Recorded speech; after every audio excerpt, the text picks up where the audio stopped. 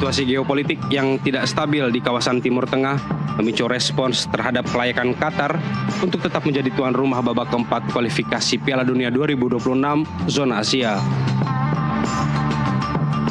Dinamika konflik Iran-Israel dan kekhawatiran eskalasi militer menjadi pertimbangan yang tidak bisa diabaikan FIFA atau AFC, apalagi saat pelaksanaan kualifikasi pada 8 hingga 14 Oktober 2025. Bukan tidak mungkin, FIFA segera mencari alternatif lokasi yang lebih aman dan stabil secara politik. Sejumlah opsi dilaporkan tengah dikaji untuk menentukan tuan rumah alternatif.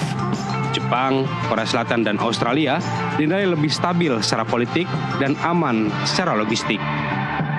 Namun Indonesia juga dinilai berpeluang untuk mengajukan diri sebagai tuan rumah alternatif. Letaknya yang jauh dari wilayah konflik jadi salah satu alasan, serta jadi satu-satunya negara di luar kawasan Timur Tengah yang melaju ke babak keempat. Bisakah Indonesia jadi tuan rumah? Apa yang perlu dilakukan agar menjadi tuan rumah? Dan apa keuntungan jika putaran keempat digelar di tanah air? Ya, pemirsa, salah satu yang punya inspirasi Indonesia jadi tuan rumah babak keempat kualifikasi Piala Dunia 2026 zona Asia adalah analis sepak bola Akmal Marhali yang orangnya sudah ada di sebelah saya sekarang. Bung Akmal, apa kabar? Kabar baik, Bung Doni. Sehat ya? Alhamdulillah. Kenapa Anda pede sekali, yakin sekali kita bisa jadi calon tuan rumah? Alasannya? Yang pertama, ini bicara konflik dulu ya, bahwa kita itu negara yang sangat mengedepankan perdamaian dunia. Ya. Dan itu juga disampaikan dalam pembukaan Undang-Undang Dasar 1945, di paragraf pertama bahwa sesungguhnya kemerdekaan itu adalah hak segala bangsa dan oleh sebab itu penjajahan di atas dunia harus dihapuskan karena tidak sesuai dengan peri kemanusiaan dan peri keadilan. Di preambul paragraf keempat dikatakan bahwa ikut melakukan ketertiban dunia, melaksanakan ketertiban dunia berdasarkan kemerdekaan, perdamaian abadi, dan keadilan sosial. Ya. Itu kalau membaca Anda seperti itu, kayaknya angkatan kita sama deh. Iya. Anak sekarang mana hafal ya? Itu yang pertama. Benar kan? Ya, itu yang pertama. Yang kedua, bahwa peperangan ini adalah sesuatu yang sangat tidak sesuai dengan prinsip sepak bola. Sepak bola itu sportivitas juga ya. Football for unity. Sepak bola adalah alat persatuan dan konflik ini memang tidak melibatkan negara yang akan lolos ke babak ke-6 gitu, yang akan main di babak ke-6. Namun akan ada ekses di sana karena belakangan tentara Amerika Serikat, pangkalan militer Amerika Serikat di Qatar itu kan diserang oleh rudal Iran yang berpotensi juga akan merembet kemana-mana gitu kan. Dan ini yang menjadi problem gitu kan. Problem bahwa kita harus menjaga sepak bola ini agar para pemain yang tampil nantinya tampil dengan aman, dengan nyaman, dan itu harus dijamin oleh FIFA dalam hal ini. Karena itu saya menyarankan kepada Ketua Umum PSSI, karena kita juga adalah negara non-blok ya kan, yang tidak berkubu kepada setiap negara yang berkonflik, dan kita mengedepankan perdamaian. Saya pikir syarat-syarat ini secara politis amat sangat terpenuhi untuk Indonesia. Kok syaratnya secara politis, bukan dari aspek olahraga, infrastruktur? Ini kan kita bicara politik dulu. Kita kan karena negara situasi dunia sekarang sedang... Ya, negara kita kan negara non-blok yang tidak berkubu kepada negara yang konflik dan kita bebas aktif. Artinya dari peserta Piala Dunia secara politik, kita punya potensi untuk jadi tuan rumah. Yang kedua, dari 6 peserta, hanya Indonesia yang bukan dari Timur Tengah. Sisanya Qatar, Arab Saudi, Uni Emirat Arab, kemudian Irak, dan Oman adalah negara-negara yang ada di Timur Tengah yang bukan mustahil akan terimbas terhadap konflik yang terjadi saat ini. Peperangan tidak ada yang bisa memprediksi gitu kan, kapan akan selesai. Kita tidak tahu bahwa apakah ini akan kondusif situasinya ketika kita nanti menggelar babak keempat yang akan digelar pada bulan Oktober, ada tanggal 8, 12, dan 14. Artinya untuk menyelamatkan sepak bola ini agar bisa berjalan dengan lancar, aman, dan para pemain bisa menampilkan permainan terbaik tanpa ada rasa ketakutan terhadap potensi-potensi ketiban rudal ya istilahnya seperti itu, maka harus dipindahkan oleh FIFA dan AFC. Karena itu mungkin saran saya yang pertama adalah Ketua Umum PSSI Pak Erick Thohir bisa menyurati kepada AFC untuk meminta agar pegelaran babak keempat kualifikasi Piala Dunia 2024 yang tuan rumahnya sudah ditetapkan Qatar dan Arab Saudi untuk ditinjau ulang. Begitu juga kepada FIFA. Karena bagaimanapun Piala Dunia ini adalah proyek dari FIFA. Bahwa untuk keselamatan para pemain sepak bola sekaligus juga untuk mengkampanyekan perdamaian dunia dan juga Football for Unity, maka alangkah baiknya perhelatan babak keempat ini yang tuan rumahnya Arab Saudi dan Qatar dipindahkan. Walaupun mungkin ada potensi-potensi misalnya dipindahkan seperti tadi disebutkan ke Jepang kah, ke Korea Selatan kah, atau kemudian ke Australia. Tapi di antara negara-negara peserta ini hanya Indonesia yang saat ini menurut saya punya potensi besar untuk jadi tuan rumah karena bagian dari peserta gitu kan. Nah, bisa jadi harapan saya adalah ya udah dua grup yang akan nanti bertanding dan akan diundi pada 17 Juli ini main saja semuanya di Indonesia. Kan cuma Indonesia yang bukan negara Timur Tengah kan? Betul, betul. Artinya potensi Indonesia menjadi semakin kuat untuk jadi tuan rumah kalau semua negara dalam grup itu terlibat konflik perang dengan Irak. Bukan masalah tidak terlibat, tapi kan eksesnya akan Eksesnya, terjadi. oke. Kan? Karena itu wilayah Timur Tengah. Iya, kita bicara kawasan. Kita tidak bisa memprediksi tiba-tiba rudal itu jatuh ke Arab Saudi atau ke Irak atau mungkin ke Oman atau mungkin juga ke Uni Emirat Arab. Kan kita tidak bisa memprediksi. Siapa yang bisa memprediksi perang? Tapi gini Bung, kan perang ya kalau boleh saya pakai istilah perang antara Iran kemudian Israel yang melibatkan kawasan semakin luas itu kan merupakan sesuatu yang tidak diprediksi sebelumnya. Tetapi sepak bola sudah ada jadwal, sudah direncanakan. Melakukan persiapan tuan rumah itu kan lebih panjang waktunya. Meski perang juga ada persiapan intelijen gitu kan. Tidak mudah memindahkan satu tempat atau venue ke tempat yang lain hanya gara-gara misalnya ada 1-2 rudal. Yang juga kita belum tahu sampai kapan rudal-rudal itu masih akan menghantam. Ya, ini kan FIFA dalam hal ini AFC ya, karena ini digelar di Konfederasi Sepak Bola Asia. Juga mengubah penjadwalan. Tadinya kan dihitung atau dikalkulasi negara dengan poin tertinggi yang akan jadi tuan rumah. Tiba-tiba berubah. Negara yang ranking FIFA-nya tertinggi yang menjadi tuan rumah. Dan dalam hal ini adalah Qatar, ranking 55. Kemudian Arab Saudi, ranking 58. Ya kalau mau diurut seperti itu, kalau mau diubah misalnya Irak, peringkat 59.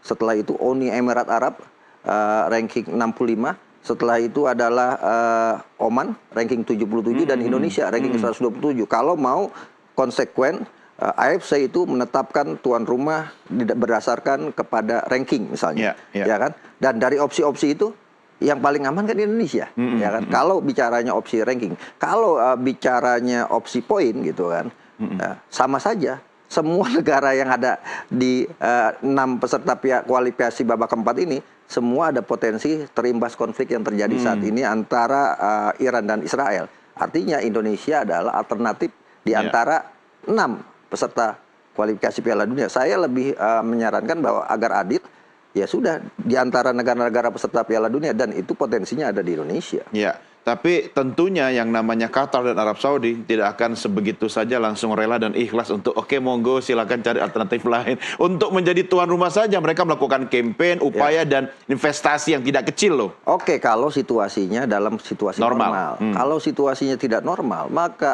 AFC dan FIFA bisa mencari alternatif untuk memindahkan itu. Kalau situasinya normal, sah-sah saja. Ini kan situasinya tidak normal.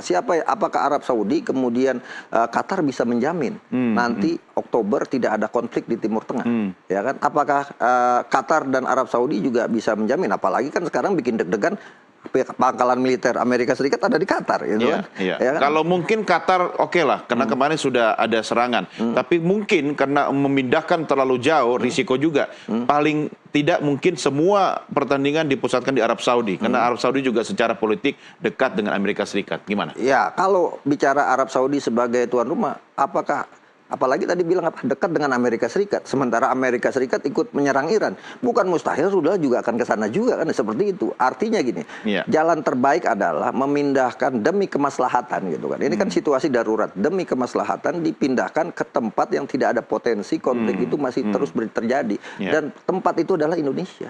Negara non-blok lah ya. Negara non-blok. Dan bahkan Indonesia sampai sekarang masih gencar. Pak Prabowo bersama dengan Perdana Menteri Malaysia bahkan sudah menyatakan hari ini bahwa meminta untuk terjadi gencatan senjata. Artinya meminta terjadi perdamaian dan jalur diplomasi digunakan untuk kepentingan dunia ini. Artinya bisa jadi, saya juga bahkan menyarankan Pak Prabowo sebagai Presiden Republik Indonesia juga menyurati AFC dan FIFA, Indonesia siap sebagai tuan rumah demi keamanan dan kenyamanan para peserta babak keempat kualifikasi Piala Dunia. Oke, Bung, sebelum kita bicara lebih jauh tentang negara alternatif ya, kita bicara masih tetap di Qatar nih, ya, Qatar, Arab Saudi.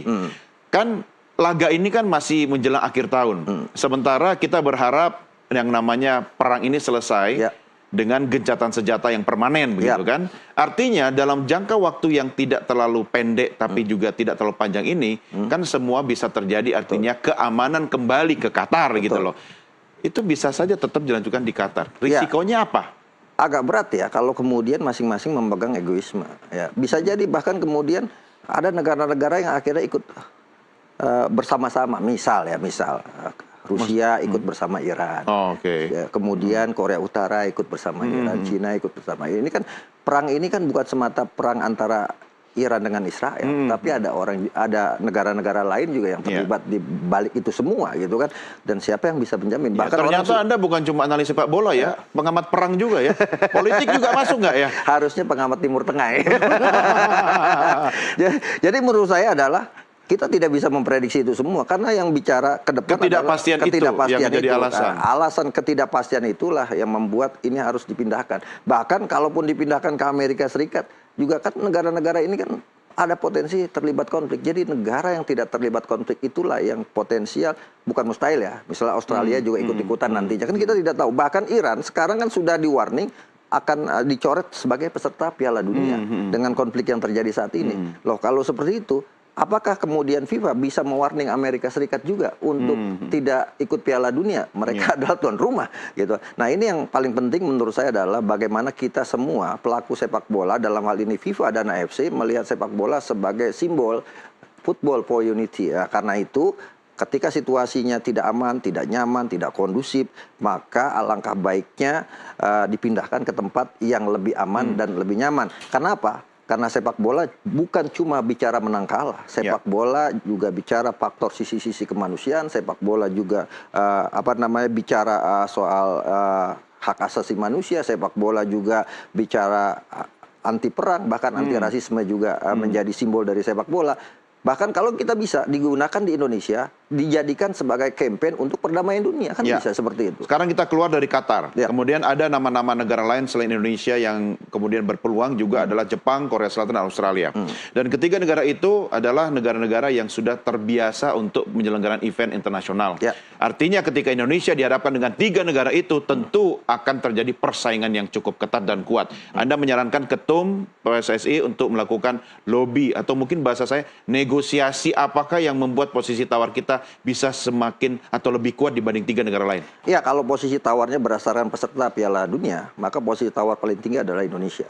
Ya kan, kalau mau bicara misalnya aturan awalnya AFC dan FIFA berdasarkan poin gitu kan, dan diantara yang dapat poin itu adalah negara yang ada di wilayah Timur Tengah seperti saya katakan tadi, maka itu hak menjadi Indonesia. Kalau bicara masalah peringkat FIFA, itu pun akhirnya menjadi hak Indonesia. Tidak ada hak Jepang, tidak ada hak Korea Selatan, tidak ada hak Australia di situ. Kalau mau pakai aturan itu. Yang kedua, kalau mau bicara pengalaman, Indonesia juga punya pengalaman. Kita menggelar Piala Dunia U17 dan kita sukses menggelar itu. Bahkan kita menjadi negara yang menggelar Piala Dunia U17 dengan penonton terbanyak. Belum ada di negara-negara yang menjadi langganan Piala Dunia penontonnya paling banyak di pegelaran Piala Dunia U17. Ini Piala Dunia U17, apalagi Piala Dunia senior gitu kan. Bahkan kalau bicara hitung-hitungan ini jumlah penonton ya.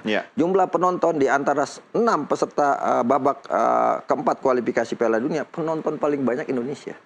Artinya FIFA diuntungkan dengan itu. Karena publik akan semua melihat Indonesia sebagai tuan rumah, dan ini juga akan jadi kampanye yang bagus buat FIFA untuk menunjukkan tadi itu bahwa sepak bola adalah alat pemersatu seluruh bangsa. Oke, kita rehat sejenak Bung Akmal, kita lanjutkan di segmen berikutnya. Pemirsa, kami segera kembali sesaat lagi.